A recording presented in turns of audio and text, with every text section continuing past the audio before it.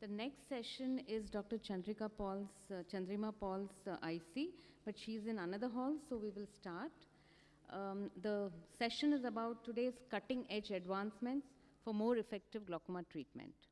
And in that, we have the first speaker, Dr. Kavita. Yeah, she's going to be speaking on newer perimeters. Next, we will take Dr. Sushmita's talk, because she has a talk at the same time in another hall.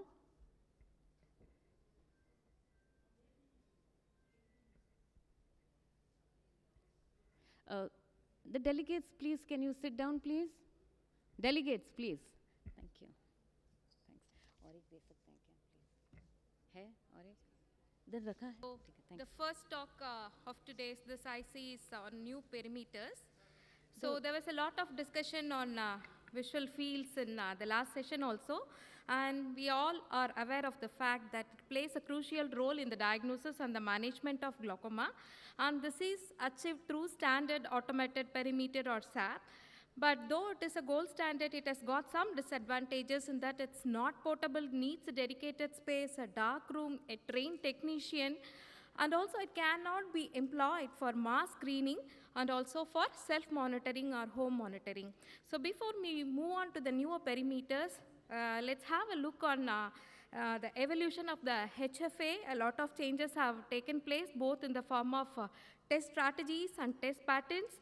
We have a HFA3 with a liquid trial lens, which instantly delivers each patient's refractive correction without the need to change the trial lenses. And in the strategy, we have the new Cytophotocoagulation, where these 7 adjustments have been made to the existing Cytophotocoagulation to improvise the test timings. Thereby, it is 30% shorter than Cytophotocoagulation and 53% shorter than Cytophotocoagulation standard. However, the reliability is less as compared to that of the Cytophotocoagulation standard. This is because of the seeding point errors, as it uses only a single staircase reversal at the cardinal points, and also it is difficult for the patient to get adjusted to this new test. Of late, there is an accumulating body of evidence to show that the central ganglion cells in the macula are supposed to be lost in the early stages of glaucoma. Hence, it becomes essential to test the central fields. As we all know, in 24-2, the points are 6 degrees away, the test points are, and we'll end up in testing only 13 points. Whereas in 10-2, we test 68 points in the central 10 degrees, and here the points are 2 degrees apart. And hence, this can pick up, 10-2 can pick up early field effects as compared to that of 24-2. However, it is not very clear whether we have to do 10-2 in every patient in addition to or instead of 24-2. So this particular study showed that 61.5% of the glaucomatous eyes were normal based on 24-2 had abnormal fields in 10-2. So to combine the advantages of 10-2 in 24-2, we have 24-2C Cytophotocoagulation. So here the blue dots indicates the points which are added to the 24-2, 10 additional points, and these are chosen from the areas which are commonly affected in glaucoma. This is how the printout looks like. Coming to the newer perimeters, we have VR-based perimetry, tablet-based perimetry, and laptop-based perimetries. Among the VR, we have C3FA, which has a virtual reality headset worn by the patient, mobile phone, on which we will be controlling the test, and the response button. All are connected with Bluetooth. So one eye is tested at a time, no need to occlude, does not need a dark room. The test results were compared with that of the SAP, and it is very useful in differentiating normals from that of the glaucoma patients. However, it did not differentiate like a mild and moderate glaucoma as compared to that of HFA, since it is a supra-threshold test. These are all various VR headsets available. IMO, this one is from Japan. Coming to the tablet-based strategies, we have a free iPad-based application, Visual Field CEC, which was tested in Nepal. And again, this is a supra-threshold test, which was used for screening, and it could differentiate normals and glaucomatous eyes. And we also have MRF or Melbourne Rapid Fields. This is an FDA-approved device, and this was also tested in Indian eyes, and it showed that compared to HFA, the mean deviation was significantly lower in the Indian population. So this is an eye catcher, which is an open source eye movement based perimetry. There is no fixation, and the Stimuli is presented randomly on the screen. The perceived areas will appear as green, and the non-perceived will be red. So this has been used to triage patients, which is a busy clinic, which has a lot of new patients, where we have to filter out high-risk patients with field defects and those with false positive referrals. So this is a Moore-Fields displacement test. So this is again a suprathreshold test, and it was found to be useful in identifying glaucoma, which was defined by structural criteria. So before we move on to the other new perimeters, just few words about the ganglion cells. We have P cells, which is for color and contrast, and K cells dealing with blue-yellow response, and M cells, which is connected with temporally modulated stimuli. SWAP, once upon a time, like it was very attractive to do these tests in like patients who are glaucoma suspects or OHT, but the recent evidence has shown that SAP does much better than SWAP. That is, standard automated perimetry is better, both to identify the extent of the defect, and also it can identify as early as a SWAP can identify. So this has a lot of disadvantage with the longer test duration, largely influenced by refractive error, media opacities, and hence it is no longer recommended for in the place of SAP. We can go ahead with the standard automated perimetry. We have FDT, where it is based on detection of motion and flicker. It can pick up early glaucoma. However, a progression analysis is not available here. These are all other new approaches which are coming up. This is a compass fundus perimetry, where we have a fundus image on which the testing points are projected, so that there is active retinal tracking compensating for eye movements, supposed to have a better spatial resolution. And this is the printout looks what is exactly shown here. It is a fundus image, grayscale, total deviation, pattern deviation, and also glaucoma staging. This motion detection perimetry is based on the ability to detect the moving points inside this small closed circle, which is magnified and shown here.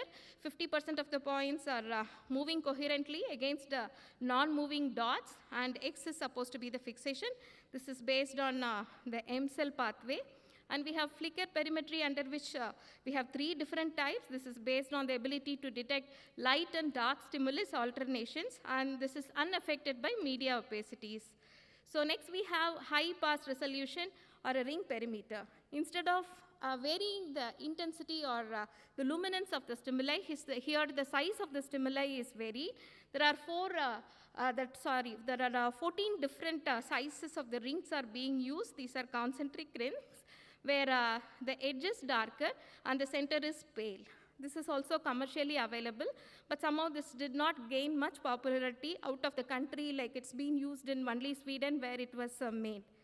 So we have Rad Perimetry, which is based on identifying extremely small rare bits or microdots.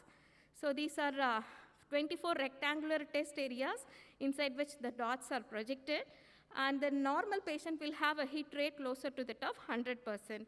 We have flicker-defined form, or edge perimetry. Here we have rapidly reversing black and white dots, as shown here. At a set frequency, they are like reversed, so that the subject will perceive an illusionary edge, as shown here. So this edge perimetry is also available commercially with 10 degree, 24 degree, and 30 degree programs. So this particular study compared the white-on-white perimetry with FDT and FDF, found that FDT and FDF were better in picking up the RNFL loss, especially in early glaucomas, and recommended that these tests can be performed along with SAP. So to conclude, we have a lot of tablet-based and VR-based perimetry tests coming up, which have the advantage of being compact, comfortable, and patient-friendly. However, some of these tests are suprathreshold.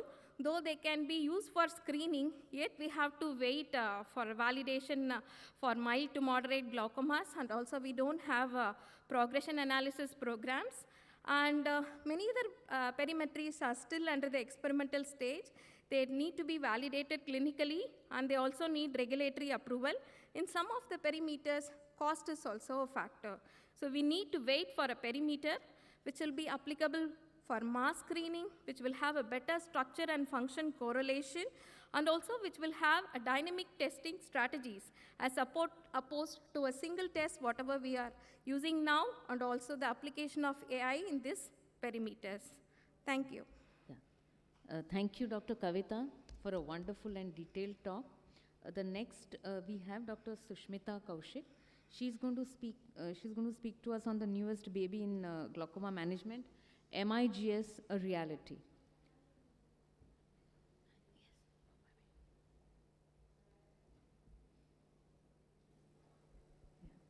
This side? Yeah. Dr. Chandrima, please.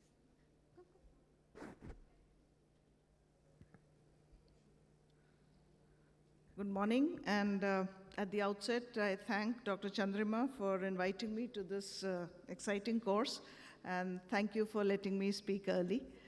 So, coming on to Migs, or minimally invasive glaucoma surgery. Surgery is always an attractive, one-time magic wand, but it does have risks and complications. There's an issue of adequate training for glaucoma surgery. It's not a quick fix solution. The post-op management is more difficult than the surgery itself. And you do have the problem of scarring, failures, and many, many failures if followed up long enough. The top it all, the patient has a false sense of complacency that the surgery has been done, so probably his glaucoma is cured. So the problems with the trabeculectomy are the propensity to fail by the scarring of the bleb. Excessive filtration could lead to choroidal detachment, hypotony, and there is a lifelong risk of a bleb leak and, of course, infections. Children are a different challenge altogether because it's not just pressure, it's vision, and indeed a whole lifetime to take care of. So ab interno procedures for them to protect them from opening up the conjunctiva are desirable. So the new thoughts worldwide is to spare the conjunctiva, and that's what minimally invasive surgery promises to do. There's minimal disruption of the conjunctiva, sclera, and iris. There are angle-based surgeries which bypass the abnormal trabecular meshwork, and translimbal surgeries which bypass the normal aqueous outflow, and there are some which also have a conjunctival filtering bleb. However, none of them precludes further surgery, so it's not a one-stop surgical answer in any case. So let's break it up and look at the options that we have. So you could have an angle-based Migs, you could have canal-based Migs, and you could have a translimbal fistulizing Migs. So the angle-based ones which are possible for us to do and which are available in India are a goniotomy, a BANG, a bent angle needle goniectomy, a GAT, a gonioscopy-assisted transluminal trabeculectomy, and a trabectome. So these are things that we can do to the angle. You also have the Trabex and the Cahoog dual blade, which is yet to be marketed in India. The canal-based ones are the ones which target the Schlem's canal, which is the eye stent, but also the hydrus and canaloplasty, which again are prohibitive in cost and not available.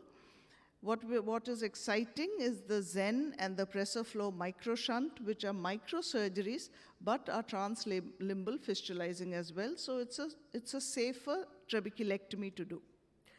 Now, the prerequisites for Migs are, of course, a direct gonioscopy. You need to understand the microscope and head position, and you need to rotate the head of the patient to the opposite side. So the microscope needs to be tilted at one direction, the patient's head needs to be on the other side, and slowly you need to put in the lens on the cornea for you to be able to see. So these are really the prerequisites for all Migs. I'm showing this in a baby who we are planning a goniotomy, which really is the mother of all Migs, as it were. So this is the surgeon's position with the microscope tilted. This is my senior resident Ashok, who's doing a bang actually. The head is tilted to the opposite side, and the surgeon sits directly opposite the angle to be operated. And this is while he's operating the right eye, and you can actually see it on the monitor, his instrument going in and treating the angle. So goniotomy, we started out with a couple of years ago. It's just slicing the trabecular meshwork. An MVR blade is being used here. And this is the cleft that is forming. And as we go ahead, you'll see that is the treated, and that's the untreated area. So is there a pointer somewhere by any chance? Pointer here? Okay, so that's the untreated area which is being treated, and you can rotate the globe and go as much as you can in both sides.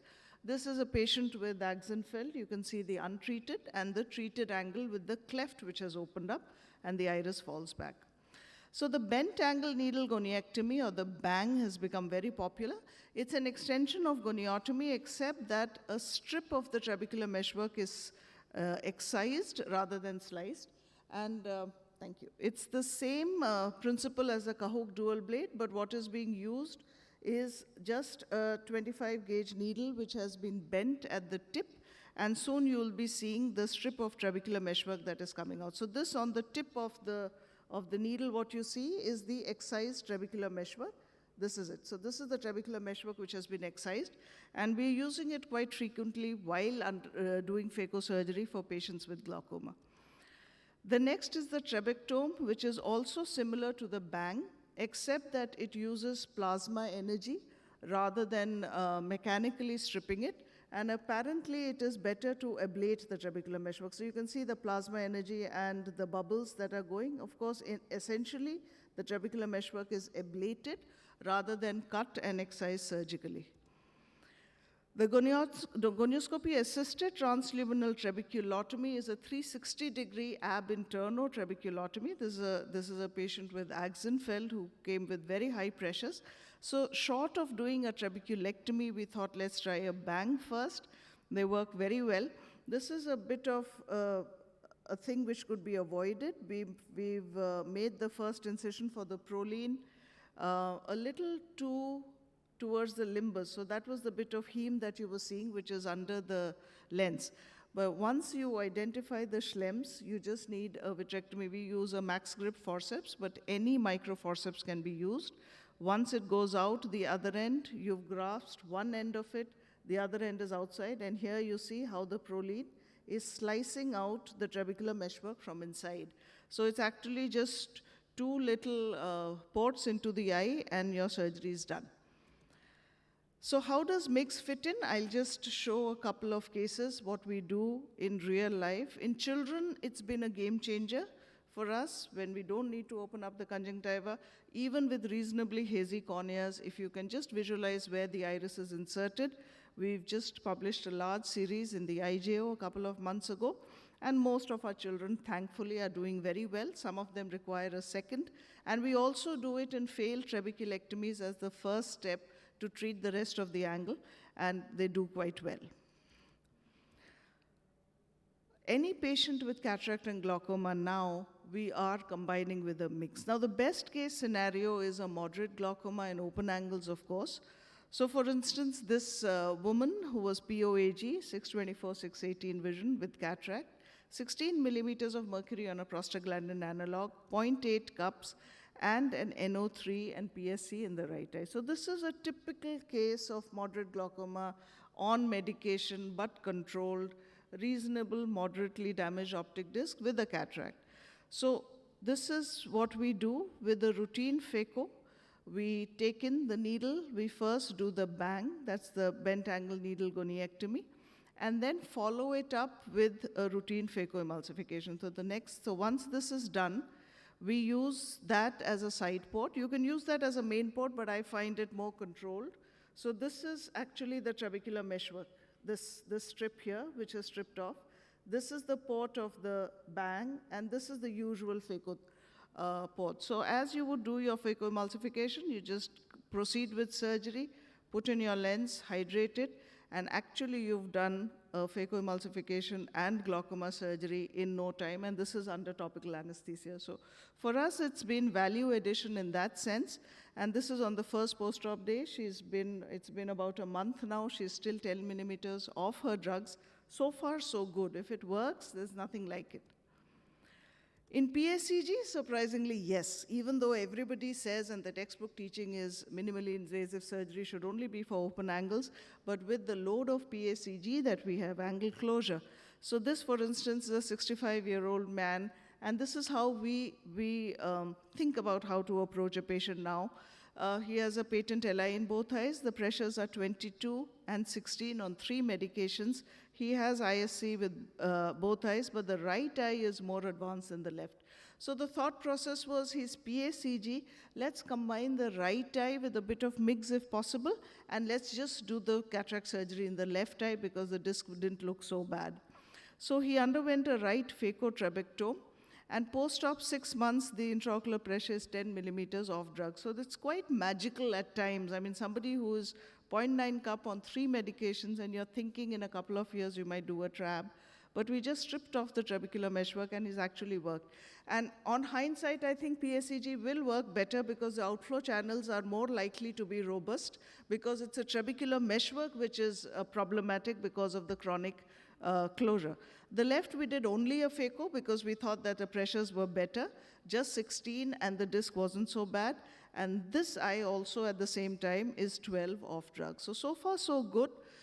We'll take it as it comes, but about the 6 months to 1 year data of the patients that we do, and this is completely anecdotal, is we are quite happy with it.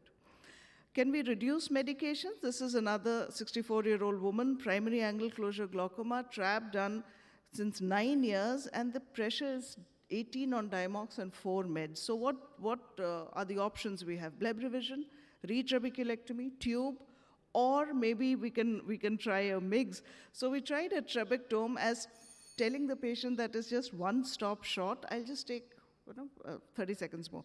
So one stop short of doing something, and you can see even in a primary angle closure, even though it is closed, if you can just get through the behind the iris and find your plane. And why we chose a Trabectome was because I thought it was chronic angle closure, and with the plasma ablation, it might bleed less. I was a little scared that with a bang, it might bleed. So you can go both sides, and you can see that trabecular meshwork being ablated by that. And POD1, so far so good. In fact, a little bit of the bleb seems to have opened up as well. And as we went down, it's 3 weeks yet, but so far it's just 8 millimeters off drugs. We haven't touched anything else. She has a clear lens. I haven't touched her lens. So that's possible for me in the future to do that. But sometimes even this can. So I'm a little conservative about taking out clear lenses simply because the pressures are high. I don't believe that is a work, but I don't mind doing a Migs for them. Sometimes when you want more than a goniotomy, but you don't want to do a CTT, especially in children.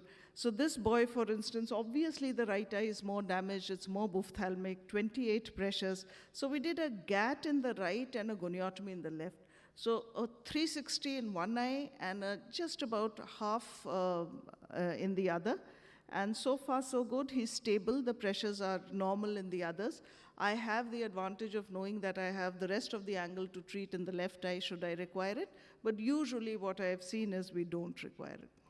Again, GAT surprisingly worked in PACG. Now this is on 5 medications, laser iodotomy done, very shallow AC, again clear lens. So my problem is taking out clear lenses, and actually I went ahead and did a GAT in her. So disc had an inferior notch, superior field effects. First post-op day, bad hyphema. So I was telling myself maybe this wasn't such a great decision. But this hyphema cleared. We did it in March last year before the COVID again raised its head. And she's just come to us, and this is a very recent picture, but she's still 14 millimeters off drugs after not putting any drugs and all this while and being lost to a COVID thing as well. So early days yet, but I can share my preliminary thoughts. Children, if you can see the angle, even if there's a haze, yes. Goniotomy, bang, GAT, trabectome, whatever you have, please treat their angles because it's an angle anomaly. Planning cataract surgery in a patient with glaucoma, even PACG, yes, bang is the easiest. At least reduce or wean off medications in moderate to early glaucoma, and you might avoid incisional surgery in advanced glaucoma, but the point is there's no harm. If you're going in to remove a cataract, add a Migs with it, and you won't be doing much harm. You might end up doing good. If it's a clear lens, my thinking is a trabectome would have a less bleed, and if it's POAG, you do anything because the angles are open. It does reduce medication burden. I acknowledge all my team who's helped me put this two together, and thank you for the opportunity again. Thank you very much, Dr. Shushmita. As usual, a very informative and illuminating talk with beautiful surgical clips. If you have a question for Dr. Shushmita, you could ask her right away because she would be, leaving for another hall. Yes, please.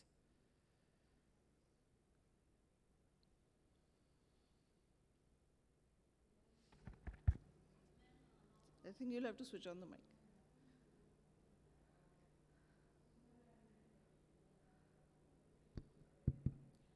Ma'am, how about Migs and Sturge-Weber syndrome, ma'am? Does it work? Logically, it shouldn't because there is a raised episcleral venous pressure. So difficult question. I would try because you don't want that much of a pressure lowering. But Sturge-Weber is a bimodal thing. So I would say that in that young Sturge-Weber, a young adult, 16, 18 years old, it's unlikely because the mechanism is raised episcleral venous pressure. But a Sturge-Weber baby, it's going to work very well because there it's a trabecular dysgenesis. So if it's less than 3 years, a young child, I would do it. Older, I would do it anyway. My take now is to tell the patient and the parents, look, it's not going to do any harm. Prepare them. I might have to do a more risky or invasive surgery, but let us go stepwise. And I tell them, if you can kill somebody with a bullet, don't use a cannon. Nah? The cannon will kill him, but let's try the bullet first. That's what I tell them. Thank you, ma'am. Can I ask a quick question, Yeah. Dr. Sushmita? When you do phaco along with, say, bang, is there a particular reason why you prefer to do it before removing the cataract? Yeah, because I've done both, but I've always found that Migs is always better if you do it in an unopened eye. It's more predictable. Removing the trabecular meshwork is easier. You know, once you've opened it up, done your cataract, put it in, then the eye becomes somehow very floppy and it's not as responsive as you would like it to be.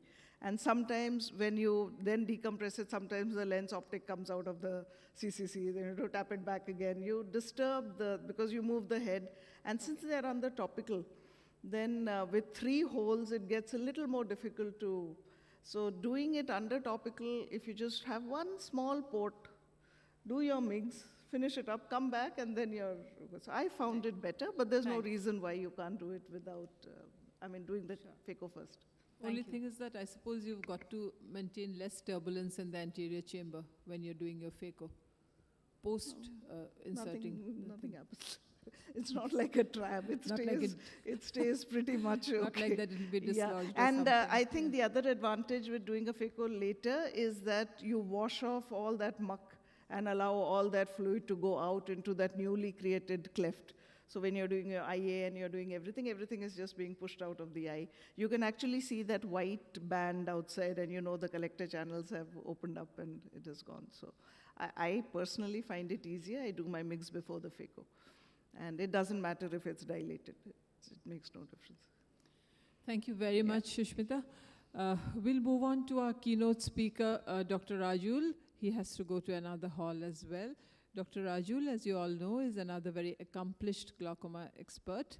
And he was going to speak to us on the future of medical management of glaucoma. Over to you.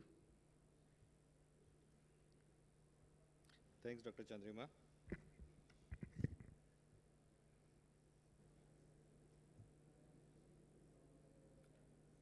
Okay, so I'll be talking about the future of what medical management future lies, and there are lots of things will be available in near future. Before I start my talk, I'd like to thank Dr. Shefali for allowing me to use some of her slides. So this is the current medical management. We are using mainly topical eye drops, and then we move on to laser in some open angle glaucoma patients and surgery.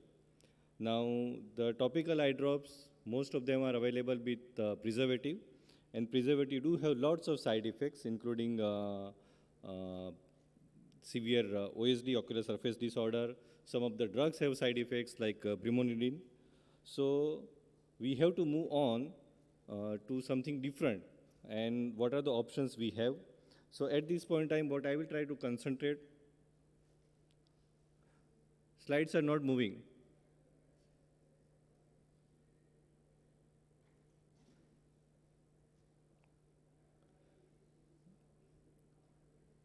Friends, slides are not moving.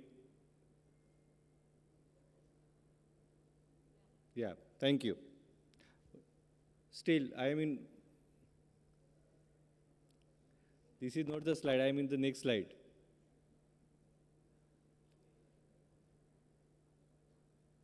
Should I move on to that podium?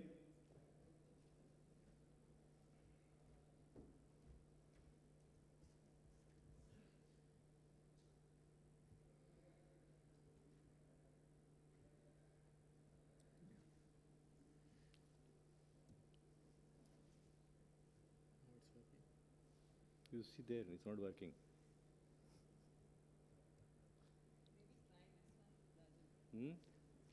Try this podium, I think. Yeah. Yeah. It was happening in the other hall also. I don't know why. I think the laptops are old. Sorry. So these are the current modalities. I already talked about it. The drugs do have side effects, mainly related to preservative, and some of the drugs causes side effect because of itself. Now, what are the future prospects we have? So I'll be talking about newer molecules, the preservative-free technology, and mainly I will concentrate my talk on the newer drug delivery systems, mainly nanotechnology. So the newer molecules, there are lots of newer molecules. I just talked two. One is trabeculectomy and one is omidengpeptyl isopropyl.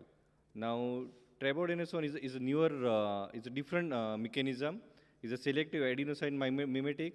But at this point in time, whatever the data we have, it has failed to show the superiority. In fact, it failed to show even non-inferiority to the timolol. So we have lots to go, lots of new research before we can even talk about it, because it's not as good as timolol also. And the other is the selective EP2 receptor agonist. The phase 3 showed that it is non-inferior to prostaglandin. So this is something good. So we have a drug which is as good as latanoprost, and maybe with new research or maybe with little modification, it would be little better than prostaglandin. That is what we are interested in. But again, it's once a day. It works on both trabecular and uvascular outflow. So this is what something I'm looking at in the future. I think it should be available in couple of years because Japan has already approved. I will concentrate more on the different, as I mentioned, nanotechnology. And my nanotechnology means lots of different things. Nanotechnology can have a drug delivery system. Nanotechnology is also available for surgical devices. Nanotechnology is also available for the IOP measurement devices, sensors. So I'll just try to cover a little of overview of everything. Now, what is nanotechnology? It is a convergence of science and engineering. Basically, we have reduced the particle size to a nanomillimeter. Now, what happens? Now, why nanotechnology is different than the regular technology what we have? So, main difference is particle size. Now, what happens that when you reduce the particle size, the surface area is greatly increased. So, if I just give an example of 10 centimeter cube, it is a surface area of 600 square centimeter as opposed to 2 centimeter cube is a surface area of 24 square centimeter with a volume of 8. So the ratio drastically increases, and this change in the particle size also changes the physical property, the magnetic property, and all these leads to a better penetration and a better outcome as far as the end point. So in glaucoma, IOP reduction is concerned. So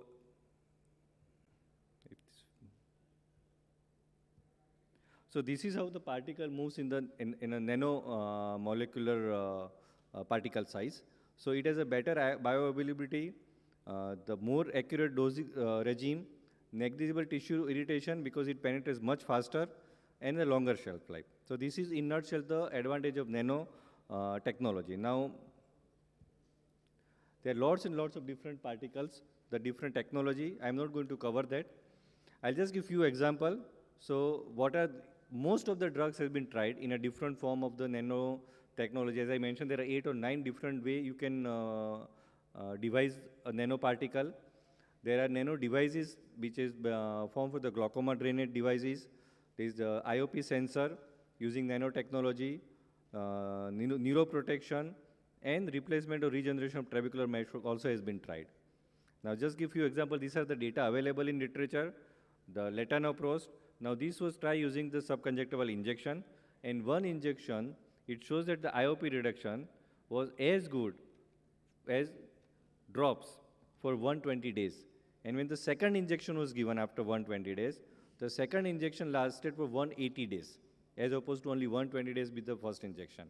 So IOP reduction is more or less similar. In fact, after stopping the drops, the IOP, of course, we know the drop effect doesn't last too long, where the IOP reduction was much better with the injection with the second dose.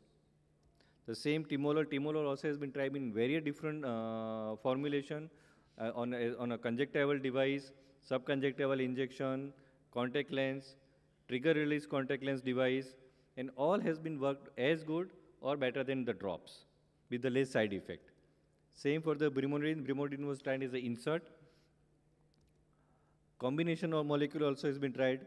So this is the data we have for the dorzolamide timolol combination, and it worked. It was in fact superior to IOP reduction compared to the drops. Then nanodrainage devices. So these devices is one of the things tried is the supramagnetic, has a supramagnetic properties. The device size is 2.86 millimeter.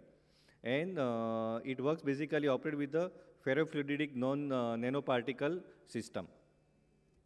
The second is punctal plug. Punctal plug is one of the inferior quality of the nanoparticle devices because the wastage of the drop is much, especially when the glaucoma is concerned. Then we have intracameral implant. Now, Durista is already approved in FDA, US FDA. Unfortunately, at this point in time, the Durista, which is the intracameral bimetopros implant, is approved only for one injection. And we know glaucoma is a chronic disease, till you leave.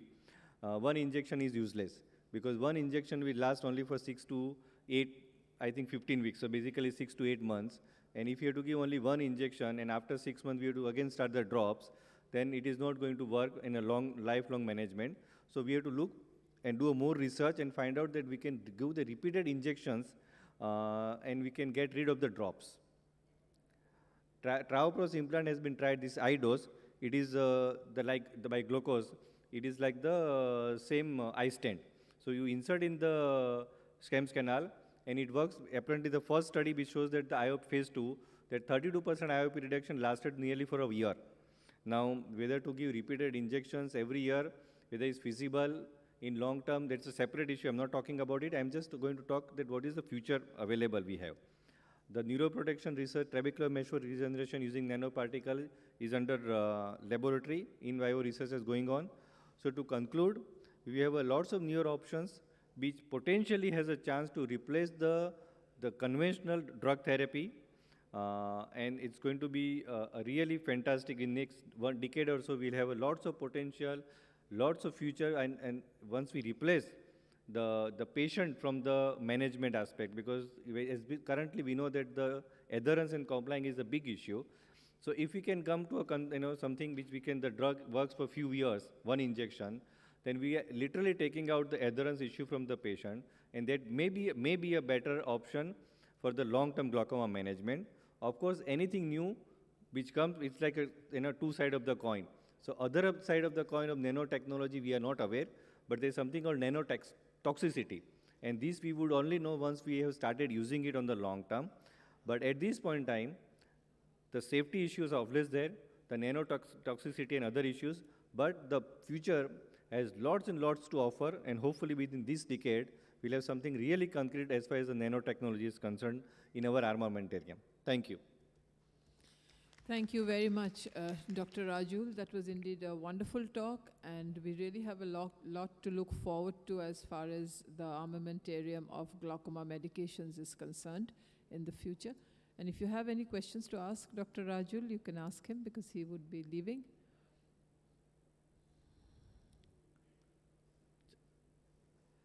Thank you. Thank you very much. So we'll move on to our flow of the instruction course. And the next speaker is Dr. Shushma Tejwani, and she would be speaking on OCT and OCT angiography.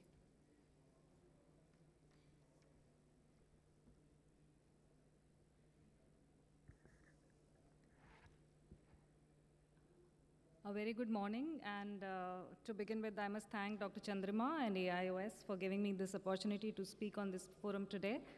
Can you put my talk, please?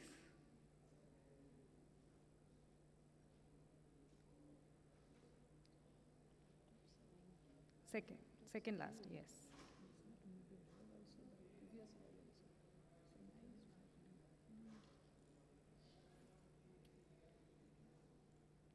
Slides are not moving. Yeah. Okay, so I'm supposed to speak on OCT and OCTA, which is the recent topic these days. Now, we have gone through different generations of OCT, right from time domain to spectral domain to swept source OCT, and we know that we have a diameter of 3.4 millimeter where we do scans, and as we go towards higher generations, we do have faster scanning speeds, we have better segmentation algorithms, and we have advanced acquisition techniques. So having said that, if you look at the diagnostic accuracy of time domain versus spectral domain or time domain versus swept source, they are statistically similar for detecting early or pre-perimetric glaucoma. So don't worry which OCT you have, you should know how to read it and it can be very useful. Well, there are different OCT printouts which look quite confusing when you look at that there are different machines, but basically everything tells you the same thing. We will take it segment by segment so as to understand it better. Now, all OCT perimeters, printouts give us the RNFL maps. So this is a thickness map on RNFL, which tells you actual RNFL thickness of the patient. So the hotter areas suggest the thicker areas, and thinner areas are suggested by the cooler colors. So you can see the top one, normal patient, and the bottom one is a glaucoma patient. And then you have these deviation maps, which tell you the differences from the normative database. So the yellow and the red flags are given when the RNFL thickness is abnormal as compared to the normative database. Now, we generally look for the correlation between the two, because if you have thinner RNFL, you will have the flagged deviation maps. So when we have RNFL thickness analysis, this gives you the quantitative measurement, and this graph that you see, the black line, is the patient's RNFL thickness Tisnet map. You can see the green, yellow, and the red areas. Now, green areas are 95% normals, and the red one are less than 1% of the normals, and that's how you get that color code according to the clock hours as well. You get to see the comparison between the right and the left eye, and you do get the intersymmetry map also, so as to understand the difference between the two eyes, so as to expect the glaucoma, which eye is more affected or which eye is affected. Okay, now the best diagnostic parameters as far as it is concerned in terms of sensitivity or area under the curve for diagnosis is considered to be a global RNFL thickness. So that is another important thing to keep in mind, that this is the factor that you need to keep in mind when you're looking at detecting glaucoma. Just to show you a case, this is a classical young male presented to us with normal pressures, open angles, everything fine, but you can see this small wedge defect there. Now, when we did visual fields for that, that was perfectly normal. However, OCT helped us to detect the same area of the thinning that you can see, and that's how we did a DVT for that patient, and we found high pressures and treated him. So this is how OCT helps in detecting pre-perimetric glaucoma, which is the primary function we consider as. Now, what you need to also keep in mind that the pictures, it's not as simple as that every time. So this is another example where we had an elderly man who was on prostaglandin analogs already, and angles being open. This is how the nerves looked like. And when you looked at the fields, it was more or less normal. When we looked at the OCT, you can see a lot of red and yellow flags. So a lot of thinning in both the areas, okay? However, since clinically it was normal and the visual fields were normal, we actually stopped the medication because patient was having the side effects due to PGA. And when we followed up this patient over next 6 years, without any medication, the patient was quite stable without any medication. So sometimes you have to be careful looking at the OCT parameters. So the red color on OCT does not always mean the disease, so you have to be careful and correlate clinically. Coming to the optic nerve head analysis, that's another segment that you get on OCT. Now this scan determines the anterior surface of the RNFL and the RPE so that you can get rim area, you can get nerve width at the disc, you can get the cup diameter, disc diameter, and the ONH analysis results, which can tell you about the abnormalities. Ganglion cell complex is another newer thing where you have to look at the nerve fiber layer, ganglion cell layer, and IPL or inner plexiform layer thickness.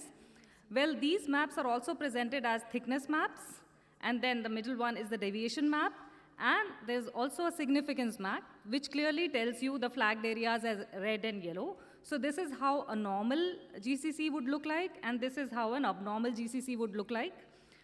Now let me show you an example. Now this is a case where you can see the discs being more or less okay. I'm sorry. You can see this area looks little darker, that's why we were suspecting, and we did the OCT, and you can see there is a corresponding thinning areas in the inferior part in the right eye. When we looked at the GCC, you can see this small area in the inferior part that you can see on GCC being flagged, and the visual fields also showed us the superior area. So again, RNFL and GCC helped us detect the early glaucoma in this patient. Well, coming to OCTA, well, this is a angiography which does not require a dye. So in fact, the RBC motion works as a contrast. And what changes you see in glaucoma is actually loss of superficial vessel density in peripapillary area as well as the macular area.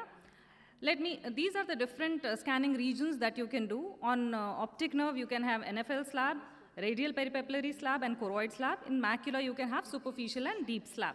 Now, this is how a normal OCTA looks like, and you get that angioflow density measurements which quantifies it. You can see the focal defect as here in the inferotemporal area has a lesser angioflow density, and you can see these heat map where loss of capillaries are clearly visible, and the diffuse defect where you see all around. Now let me show you a case where there is a superior RNFL defect. You can see that, and you can clearly see that there is loss of choriocapillaries here in the ONH region and the macular region. That's how OCTA helps. Particularly in certain situations, like this is a patient who presented to us with acute ACG, and we did the PI, and after the PI and all, we did the visual fields, and you can see the right eye is quite significantly affected as expected because patient came with an acute attack. The left eye was more or less normal. In these situations, sometimes RNFL can be misleading because you can see the RNFL maps are actually showing higher thickness. That is because of the RNFL edema after acute attack, maybe. But when you do OCTA, you can clearly see the differences between the right and the left eye. This is the change in the macular region and more clearly seen on the heat map. So this is where sometimes the newer technology can help overcome the limitations of the OCT. So that's how OCTA can be useful. However, what we need to keep in mind at certain situations like this, you can see the nerves being normal, all parameters being normal, but you see a lot of abnormal areas, fields are normal. That is again that you have to keep in mind the disc size. The smaller disc can give you abnormal values, can overestimate the damage, and a vice versa, larger disc can underestimate the damage. Why? Because you have a fixed circle where you get the RNFL thickness. Now, if you have a smaller disc or a larger disc, the distance between the disc margin and the area of measurement varies. And as you go further, the OCT or RNFL thinning would be more thin. So when you have these statistical comparisons with abnormal disc sizes, you can have variable results. So always make sure that these kind of discs, you take a look at the functional assessment, and that is given more importance. Another limitation that I would like to point out is when you have an advanced glaucoma like that, the RNFL can be really low. Everywhere you will see the red flag sign. So this is called floor effect. So there is where the RNFL would have a limited role in following up these patients for progression. So you have to be careful when you're monitoring a patient with advanced glaucoma. We need to understand the limitations and artifacts that can happen. There can be operator-dependent artifacts. That means if your circle is not proper, or if there's poor fixation, if you have a high myope, if there are media opacities, and there is head tilt, and those things can also affect your results. So you need to look at the scan quality, and there can also be a clinical interpretation artifacts that need to be kept in mind. To understand, that's why it's important that diagnosis of glaucoma is based on both structure and function, along with IOP and gonioscopy. All the sophisticated tests, images, and data points should not bias our decision. We have to correlate everything clinically, and understanding the technique whenever we are using, may it be a visual fields or OCT, is very, very important before we label the patient with a disease. Thank you for your kind attention.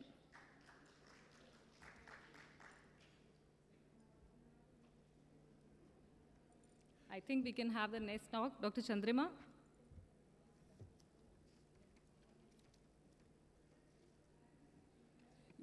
Thank you very much, Dr. Shushma, for that always very wonderful talk. And yes, we'll go for the questions because Dr. Shushma will also leave. So we'll go for the questions. Yes, please. Dr. Sushma, what about the role of OCT angio in following up these patients for progression? The same as you would say of GCC or OCT RNFL, because you can see that sectoral, as I showed you, a focal defect. You can see as the RNFL defect is expanding, you will see the loss of choriocapillaries there also.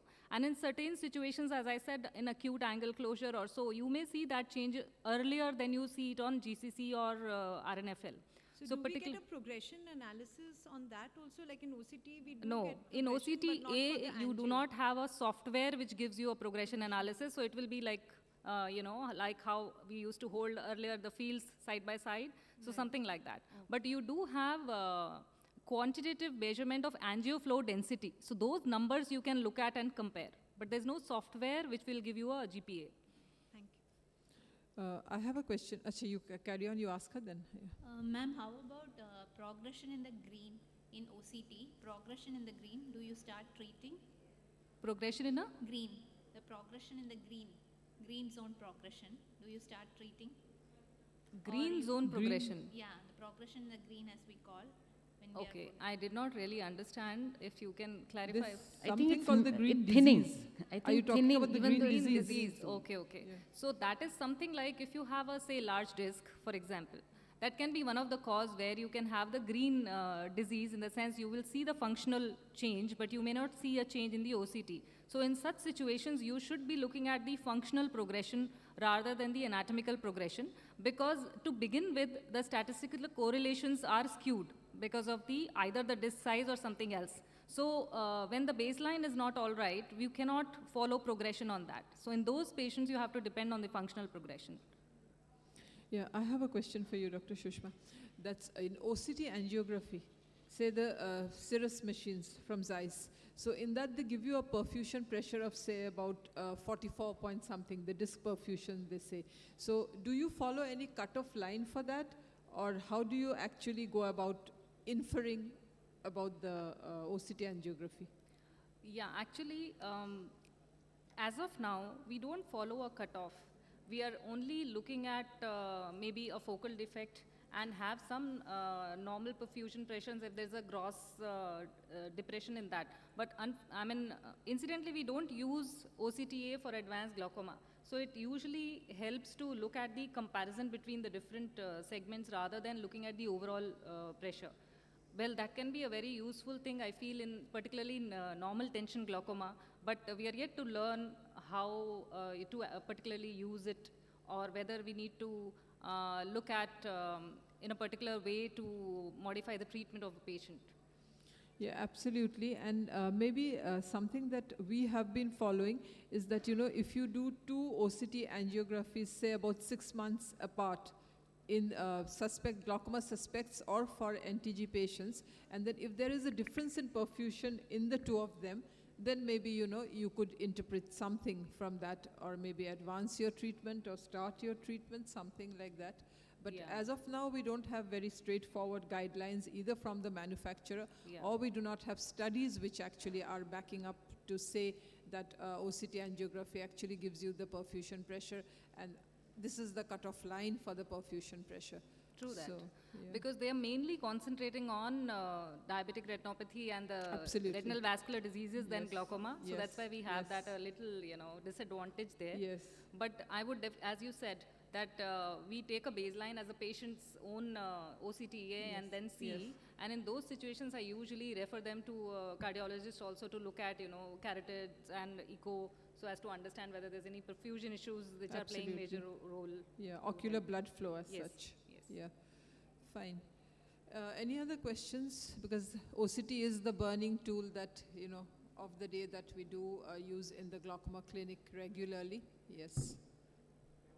Ganglion cell complex, if you are getting some disc tilted, disc abnormality is there, then we have to rely on ganglion cell complex. Then how optical coherence tomography will help there, ma'am? Is there any?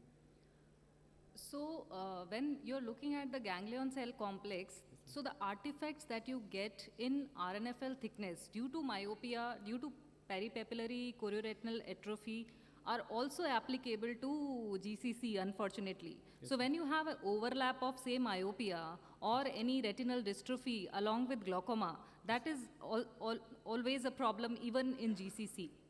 But if you have a focal change, I think I did not show that particular example, where one of the patient where I could correlate a field defect with a GCC change, whereas the RNFL maps were not showing any thinning. So in those changes where you have a focal defect and it correlates functionally, that is where you can use the GCC. Unless it correlates clinically, as I said, we cannot treat alone on the basis of a GCC change. Okay, ma'am. Thank you. Absolutely. On that note, however much you see changes in the OCT, it must be clinically correlated before you advance treatment or before you start treatment. Thank you. So I have a question. Yes, please. What is the average RNFL thickness? Means when we will call it as a thinning or in all quadrants? Well, that's a very good question, and it is difficult to answer because in general, the 40 or 40 to 44 is considered to be a normal average RNFL thickness, but that varies with different machines. With having so many, generations of OCT, we keep getting that as variable. But if you look at the standard taken as what is average RNFL thickness, it is considered to be between, say, 40 to 44. There are no particular limits, or I would say the upper limit or lower limit for each segment, but they are more or less similar. So you have to have those comparisons with age-related normals. Like how we cannot say what is the normal decibel sensitivity of, say, fovea for all patients. It can be a range if the vision is 6.6. So something like that, we can have a total RNFL thickness somewhere around that, but the other things have to be correlated along with the normative database. So that's why you get the significance maps and those color-coded maps when you have the statistically significant difference from the normals.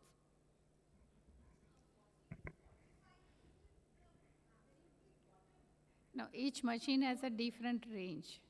Each machine has a different range. The size can have a different, topcon can have a different. And unfortunately, Indian database is not available in any of the machine, normative database. So ethnicity is again an issue. And even the specific index that is there, the test reliability, that also needs to be taken into account before you actually assign a number and take that into importance. So that's the reason we actually don't look at the numbers. None of us have the habit of looking at the numbers. We keep looking at the color coding maps because that gives you statistical comparisons.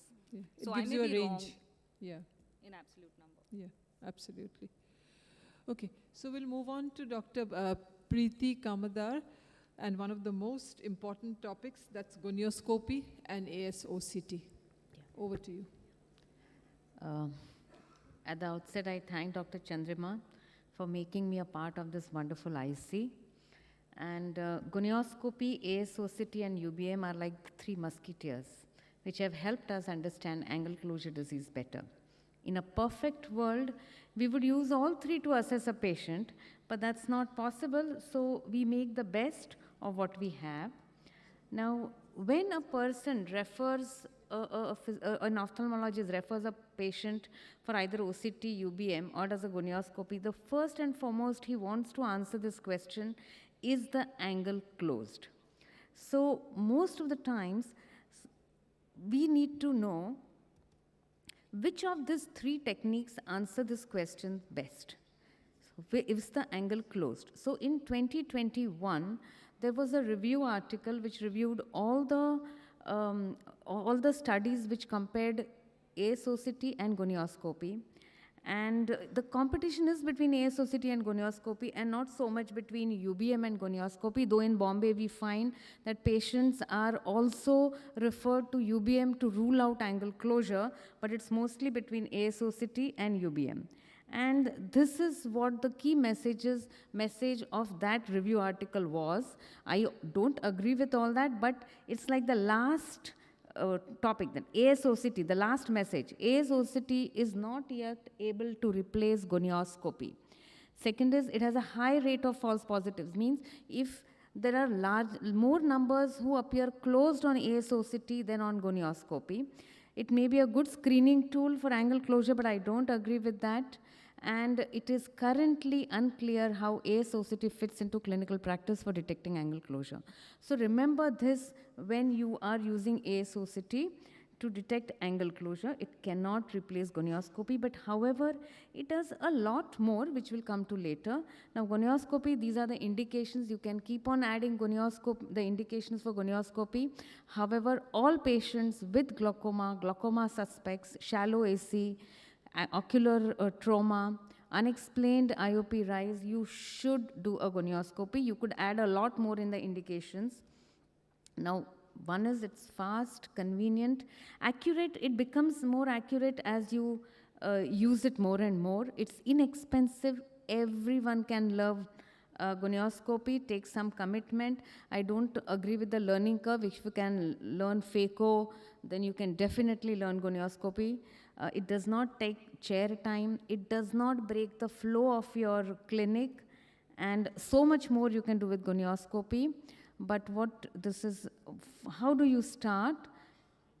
So you start with this, narrow the beam and try to identify this point. This is the point where the posterior surface of the cornea and the anterior surface of the cornea meet, and that is where the Schwalbe's line is. This is the first thing you should do when you are trying to assess an angle, but not when you're learning. When you're learning, you first open the beam wide, identify all the structures, do it in a person who has absolutely open angles, and then as you want to really put it into use, this is what you have to find out. This you have to look for this. Why?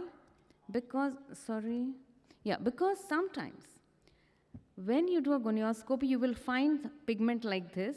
You will find that you will identify this as the trabecular meshwork, but actually it's not the trabecular meshwork. It's pigmented Schwalbe's line, and a closed angle will be erroneously labeled as open. And that's the reason you have to first identify the corneal wedge, identify the Schwalbe's line, then widen the beam, and don't go about your further examination.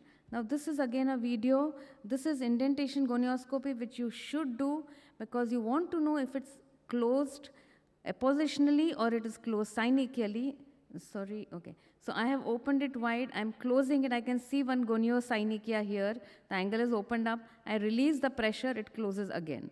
So this is what you need to do when you have identified angle closure, whether you want to know whether it is synechial or it is appositional. After having done that, you label the patient. You try to group the patient into one of these categories, that whether it's a PSCS, PSC, PSCG. Why do you need to do that? Because then you will know what you need to do for the patient. If it's a PSCS, you just observe. If it's a PSC, even an attack of angle closure, acute angle closure comes into the category of PSC because there is no optic nerve damage. So when you have a person with a PSC, you do an iridotomy. And of course, when you have a patient with PSCG, where the optic nerve is also involved, that is the time you do a PI and then treat the patient as any other glaucoma patients. So I have people coming to me with saying, the patient has mild angle closure. There is nothing like mild angle closure. You do a gonioscopy, try to fit the patient in one of these three criteria, and you will have your answer what you need to do for that patient.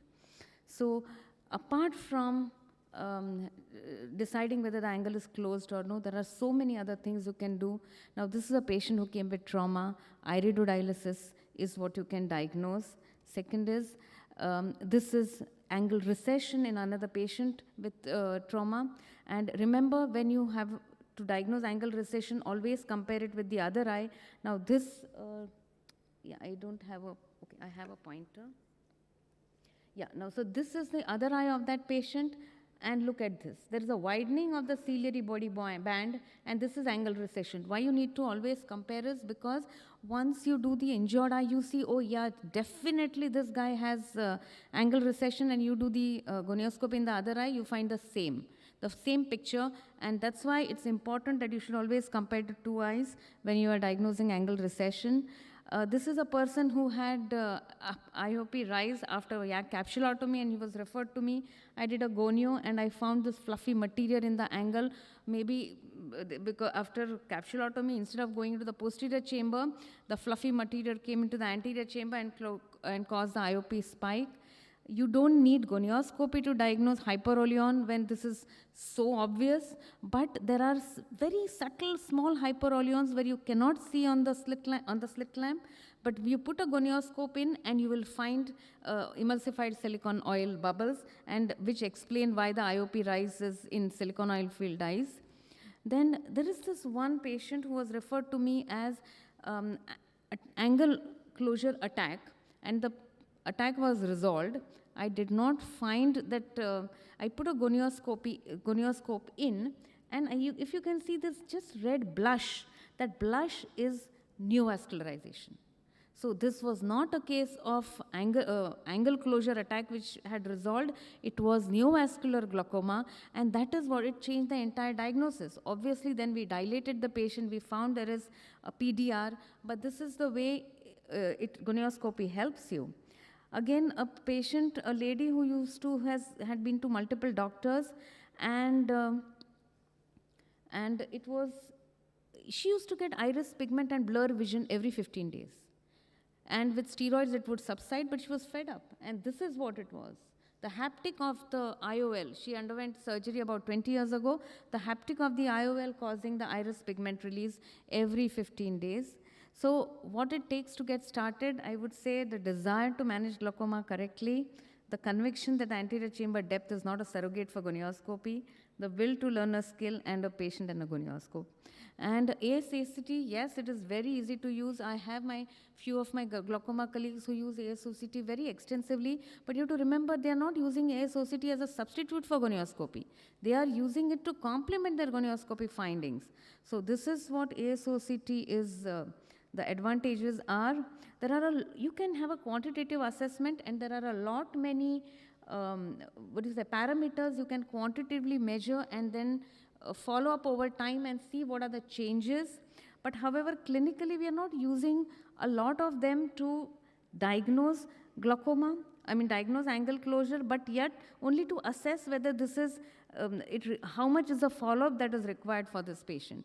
Now there are some ASOCTs which are exclusively ASOCTs. They use a 1310 nanometer wavelength and they have a better depth of penetration.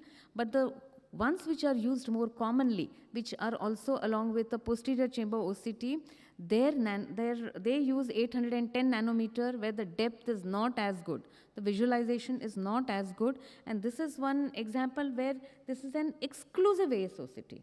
And see, you can have the whole chamber in one angle, but however, because it's costly and who has the money to spend only on an ASOCT, so this is not very commonly seen. But there is a lens vault, angle closure, the angle anterior chamber depth. All these measurements can be done, and the lens vault is used by some patients, by some doctors, when they are thinking about clear lens extraction for angle closure glaucoma. So as I said, these are the anterior chamber parameters which you can measure, the iris, the lens parameters. The risk factors, in an ISOCT, what is the risk factor? A small can I have 1 minute? So lens, iris, these are the parameters which are thought to be contributing risk factors for narrow angle glaucoma. So non-angle related stuff like patients who have been recently operated. You can see the bleb very beautifully. Here it's a flat bleb, and these are the various types of bleb. You also have bleb classification based on how it looks on the ASOCT. Of course, also to see how far the tube is from the cornea. Here you can make out, maybe the slit lamp may not give you such a good image, but you can see that here the tube is away from the cornea, where here the tube is touching the cornea, and you may need to do something about it. So there is something called as now, I have to refer a patient for both ASOCT and UBM because I don't have either. So if I have to refer, I refer for a UBM because I get a complete picture of both the structures behind the iris as well as in front of the iris. So this was an IOP rise in a patient with patent PI, and this is what the UBM showed. a plateau iris. So whenever you have such a thing, you can either do an ASOCT also, but I prefer a UBM because it also tells me things about the ciliary body. Now, so if you have closed angles despite patent PI, UBM helps in elucidating the mechanism further. ASOCT also does it for some patients, but it does not help you see the ciliary body.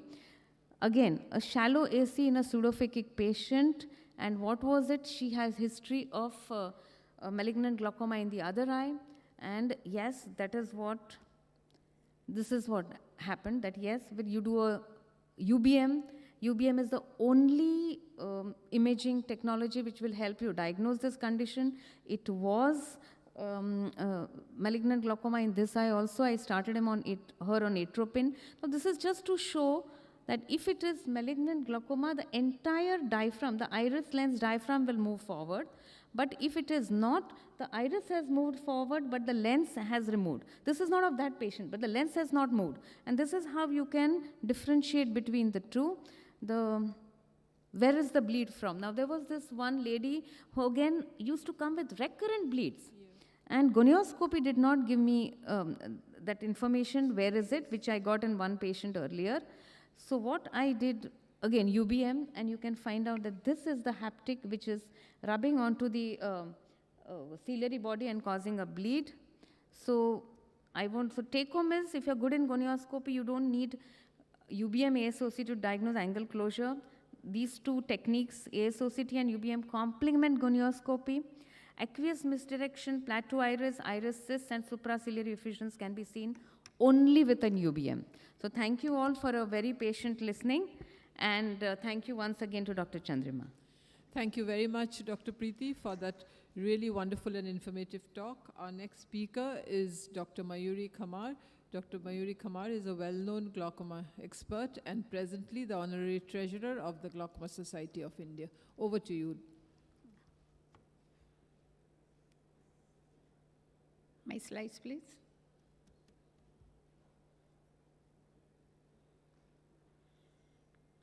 Thank you, Chandrima, for giving me this opportunity. I will be talking on the new therapeutic timelines. Ever-rising demands of the glaucoma treatment results in a constant search of avenue to improve upon existing treatment and innovate a new option. This is the timeline I have shown. The pilocarpine was introduced in 1875, and then came the beta blocker after 100 years, and then the PG analog came after 25 years, and now, after 21 years without new drug class of drug, we have a new drug. This is the drugs that are available to us in India, and the new addition to that is the ROCK inhibitors. We know that the degeneration of trabecular meshwork outflow pathway causes the elevation of intraocular pressure, and that leads to the vision loss in glaucoma. And all the medicines that are available to us commonly uses this trabecular pathway, but do not target the diseased trabecular meshwork. So the new drugs, two molecules are now available. One is netosudil and ripasudil. These are ROCK inhibitors, and both FDA approved by US as well as India. And it has a novel approach to the IOP reduction. And latanoprostone, Bunode, not available in India, but available in the West. So I will be talking more on the ROCK inhibitor that is now there with us. So it reduces the cellular stiffness, and there is a norepinephrine transport inhibition. So these facilitate both trabecular as well as uvascleral outflow. And the unique part is once a daily dose, so it improves the compliance. The second one is the latanoprostone, which enhances the uvascleral outflow, but Bunode is a nitric oxide, and it dilates the blood vessel that improves the circulation of the eye. Now, ripasudil, it decreases the outflow resistance in the trabecular outflow pathway, and the average IOP reduction is 3.7 millimeter of mercury, while netosudil, there is also a reduction in the aqueous production, and the IOP average reduction is 5.5. The third molecule still in the lab, not available to us. Now, ROCK kinase increases the cellular contraction, extracellular matrix production, and thereby there is a resistance to the trabecular outflow. Now, being an inhibitor of Rho kinase, Nanotechnology lowers the intraocular pressure by 3 mechanisms. It relaxes the trabecular meshwork, thereby increases the outflow, lowers the episcleral venous pressure, and reduces the fluid production. It is very important to know that there may also be non-IOP independent benefit, like I will explain you this later.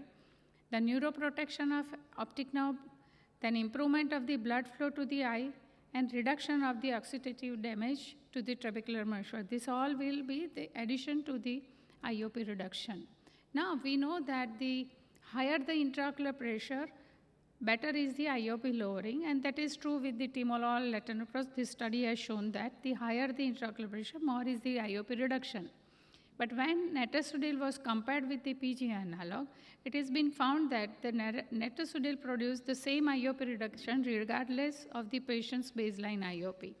So that is something that would like to have, particularly with the normal tension glaucoma patients. As it reduces the episcleral venous pressure, which is essentially sets the floor on how low the eye pressure can go. And that's why it is a potential drug for treating the NTG patients. Now, how well it works, and when we compare this with the gold standard 2 drugs, timolol and the latanoprost, it is equally effective. But one should remember that it is not fast acting. It can take up to 6 weeks to see the full IOP lowering effect. So don't switch this drug to the other molecule if IOP reduction is not adequate. Just wait for some time. Now, chronic use of steroid can raise the intraocular pressure. The mechanism here is, again, the ROC activation at the trabecular meshwork. So being an inhibitor, this drug could potentially prevent or limit the steroid-induced elevation of intraocular pressure. So that's why it can be used when patient is on steroid postoperatively or for some other thing. Then you can use this drug for IOP lowering. Now, the side effects are 50% of my patients, they do feel that there is a conjunctival hyperemia, red eye problem. Then the conjunctival hemorrhage, small bleeds on the surface, corneal vacillata is also a problem.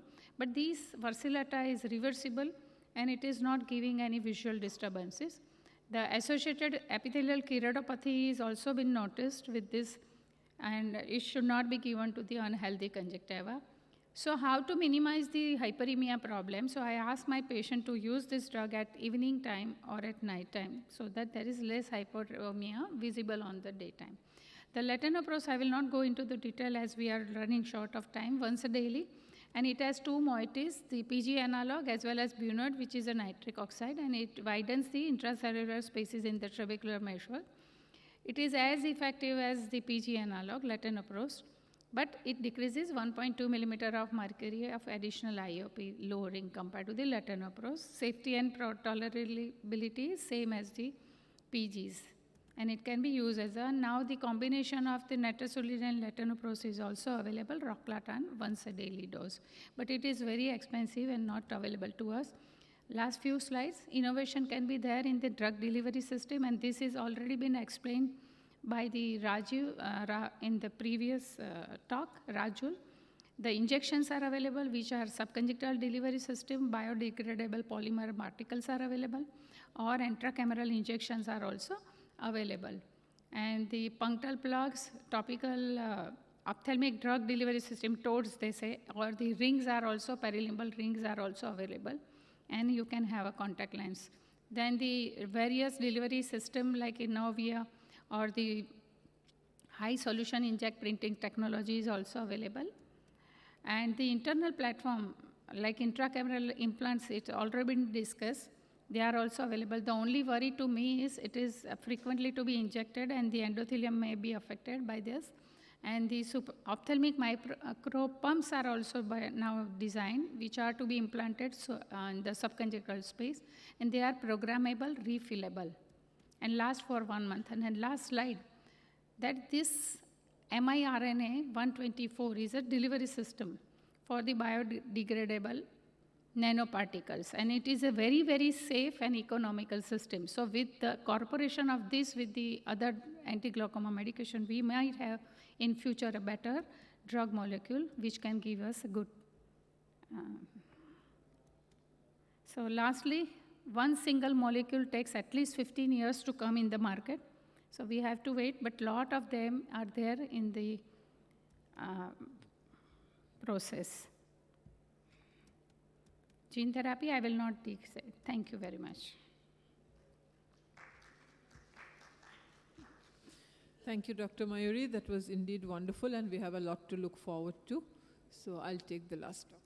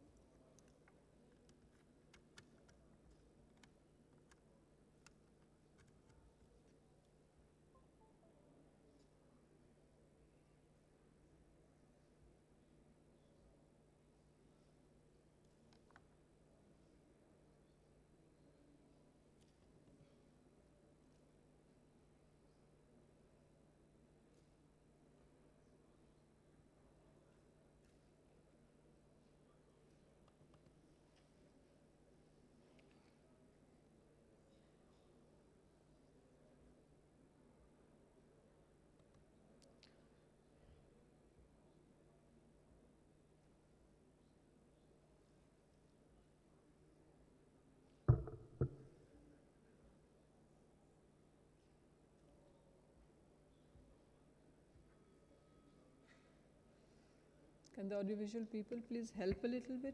Slides, please. I need to, there's no cursor here. I need to put it in slideshow. Can you help me? Yeah, but I can't put it in slideshow here. There's no cursor here at all.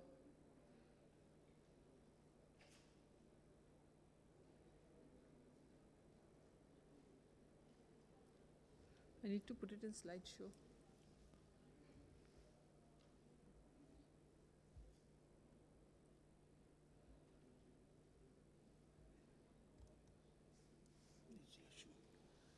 Yeah, so TSCPC and UCP in advanced glaucomas. So laser treatment, as we all know, in advanced glaucomas is cyclodestructive procedure, and continuous wave cytophotocoagulation has ab externo and ab interno, and then we have the micropulse cytophotocoagulation. So cytophotocoagulation, it reduces the aqueous production by destruction of the ciliary epithelium, and the techniques as transcleral, transpupillary, and endolaser. Indications are failure of multiple filtering surgeries, primary procedures to elevate pain in neovascular glaucoma with poor visual potential, painful blind eye, and surgery not appropriate. Diode laser transcleral cytophotocoagulation, widely used method of ciliary body ablation, 40 to 80% success rate, traditionally reserved for advanced glaucomas, not amenable to other treatment. And the continuous wave transcleral cytophotocoagulation induces coagulation necrosis, causing a long-term ciliary atrophy. And the micropulse transcleral cytophotocoagulation causes IOP lowering with better safety profiles. So that is the instrument that you see out there. It's a gentler form of cytophotocoagulation and appears to work very much like the eye drop pilocarpine, no restrictions on one's activities either, and low risk profile. And that is how it is applied in both the quadrants.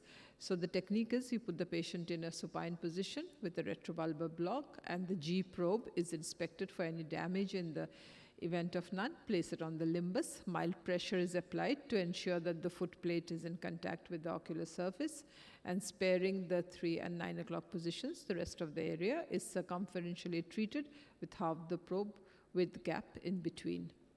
And we use a 810 nanometer diode laser at the duration of 2000 ms and 2000 watts, milliwatts power setting. Each quadrant can accommodate about 5 to 6 spots, and to avoid thermal injury to the conjunctiva and underlying tissues, constant wetting of the ocular surface is necessary. And after the procedure, drop of prednisolone acetate and atropine are administered, steroids, cycloplegics, and anti-glaucoma medications should be tapered and stopped in relation to the response. So the outcomes, as found by various studies that have been done, is that it's a non-contact cytophotocoagulation in comparison to the diode laser contact cytophotocoagulation. The continuous wave is definitely much better than the earlier varieties, and the micropulse TSCPC is reported to have achieved good efficacy in relation to safety for severe refractory glaucomas. So at a glance, the micropulse transclerus cytophotocoagulation has proven to be safe, effective, and reliable approach for lowering intraocular pressure, and that is actually the method of choice, and it has been used now also for glaucomas which are not really visually potentially threatening, but also for patients who do have some amount of visual activity, because it can actually give a better result than the previous ones. Then we'll move on to the ultrasound celluloplasty. This is a novel device employing high-intensity focused ultrasound for the coagulation of the ciliary body, with the aim of achieving selective coagulation of the ciliary body while sparing the adjacent structures.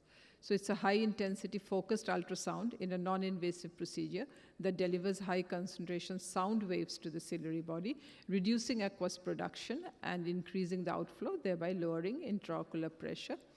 We did a study on this, and the results of therapeutic ultrasound for refractory glaucoma over a year.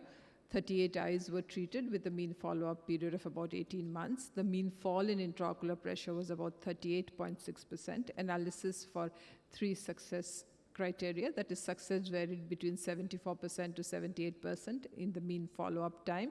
Complications occurred in 8.4%, including phthisis in 0.6% and persistent hypotony in 1.5%. There was no mean loss of visual acuity, and the therapeutic ultrasound appears to be safe and effective for the treatment of refractory glaucomas. And I'm going to show you a small video of how the procedure is done. So the ultrasound celluloplasty, basically it's pretty simple. That's the machine that comes from the AIOC2022, and that's the docking system that it has. So this is the inner part of the docking system. You just have to put it into that plastic thing, and following that, I'll just, you feed in your details that are there in the eye, and you select the eye, and that's how it has to be placed, absolutely 180 degrees. That's the docking system, and that's how the vacuum builds up. You test it for patency first, that there is no leak there, and then place it on the eye, concentric to the limbus. That's how it is. And the coupling cone actually has to be filled with BSS or saline, so that that acts as the transmitter of the ultrasound waves. And then you actually, this internal docking system can be turned according to the horizontal meridian in which you are applying the ultrasound, and that's the maximum fluid that you can give. There are levels, and the foot switch has to be pressed, and that's the ultrasound being applied in the different quadrants that you see. It's like a Wi-Fi sign that you see out there, and there's a gap of 20 seconds between each application of the ultrasound, and there you turn it and apply it in the other quadrant, and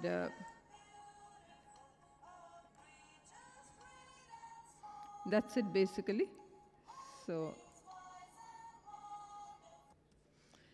thank you very much for your attention.